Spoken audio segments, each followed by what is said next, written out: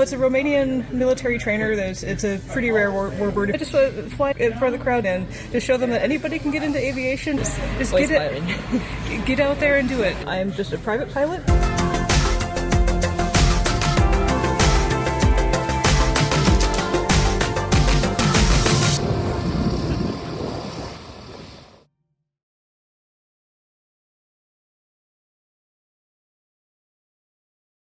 Good morning from Olympia Airshow, here with Kristen. Hi. Hi, and in the spirit of women in aviation, tell us what you do and what you fly. So I fly with the Cascade Warbirds, which is a group in the Seattle area that is just a bunch of warbird enthusiasts. I'm just a private pilot, but I have a plane called an IAR 823 that I just fly in front of the crowd and during the airshow. Is it the one on your logo? No, this has just the random airplanes like a Mustang and a T6. Unfortunately, I don't have anything on me that shows the airplane. Neither do I, so okay. But no, it's a Romanian military trainer. It's a pretty rare warbird. If you just look it up on Wikipedia, IAR 823, you'll see a nice little, I think actually it might even be our plane in the picture on it. So. Oh, okay. No, I just fly in front of the crowd, do some wing waggles, and maybe do like a banana pass to show off the top of the airplane, and just show them that anybody can get into aviation. You don't need to be from an aviation family or born into it or a commercial pilot or anybody. I'm just a software tester for a software company, and I can fly in air shows. So anybody can do it who has the passion and the will and the time to go train and learn. And with the help of great aviation community, everybody's around you, helping you and encouraging you and getting you to go and do your best. That's wonderful. Thank you for sharing. Thank you. How much training do you get? Do you need to do what you do right now, the warbird flying, and initial and ongoing training? So I have about 250 hours on my pilot's license. I started doing warbird training or warbird flying with the group at about 150. I felt comfortable flying in the air shows at about 200, but it really kind of is up to you and up to the group that you fly with.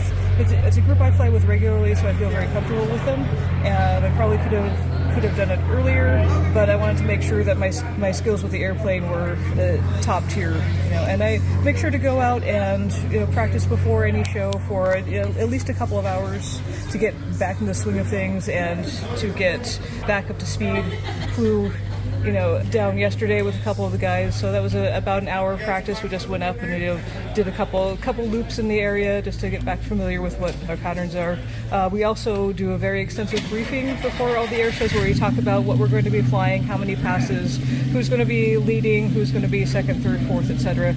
And we brief everything we can to make sure that there are no surprises during the show. Make sure it's very, very safe and very routine for us. And how did it come to you to join the warbird group? That's not something a new private pilot would think of. No, it really isn't. So what happened was we started both my husband and I are big into aviation, and we went to the Reno air races and we learned about the Cascade Warbirds through that. And it's like, oh, this is a group in our area. We should go up and see what they're about. So we went up and we attended a couple of their winter meetings that they have at the Museum of Flight, learned about the group, got to know people, started talking about, oh, maybe we should buy an airplane. And then everybody's like, oh, you want to buy an airplane?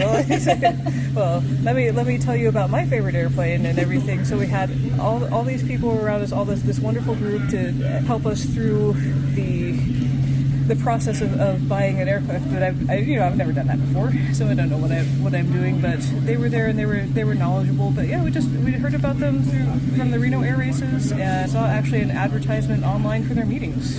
And we have our schedule posted up at cascadewarbirds.org, where you can take a look at it. If you're anybody who's in the Seattle area is welcome to come and join us at the air shows or join us at the winter meetings. Mm-hmm. And we'd be happy to have anybody, even if you're not a pilot, you can just come in and join and listen to talks from veterans and other aviation enthusiasts.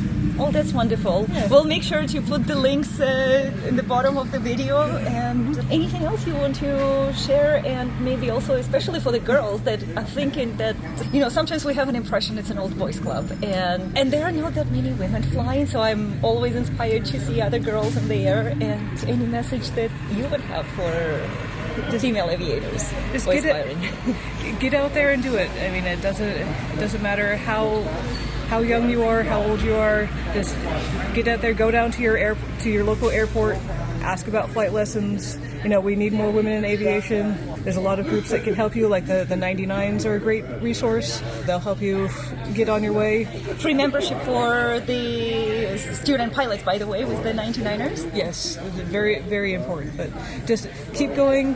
There is the impression that's an old boys club, but don't let that discourage you. Just get out there and get flying. That is so true. Thank you very much for sharing. Yeah. Take care.